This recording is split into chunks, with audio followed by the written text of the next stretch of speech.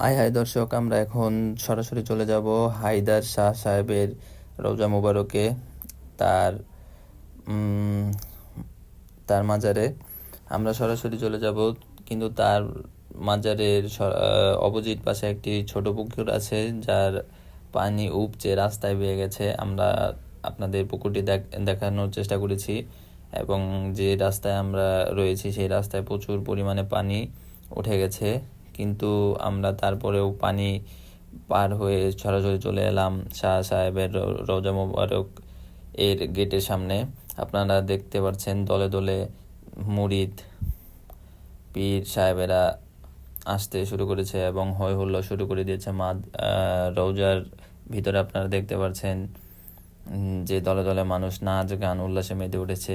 আসলে কিছু কিছু অন্ধভক্তরা এরকমভাবেই নাচ গানে মেতে উঠেছে যে তারা আসলে ভুলে গেছে অলিয়া উলিয়া কী জিনিস। তাদের মাধ্যমে ইসলাম প্রচার হয়েছে। আমরা তাদের মনে প্রাণে আন্তরিকভাবে শ্রদ্ধা করি। কিন্তু কিছু কিছু অন্ধভক্ত অতিরিক্ত ভক্তিতা দেখিয়ে তাদের অসম্মান করছে, তা তাদের কাম্য নয়। আমরা সকলেই চেষ্টা করব রওজার সম্মান বজায় রেখে, উলিয়াদের সম্মান বজায় রেখে ইসলামকে সাধুবাদ জানাই।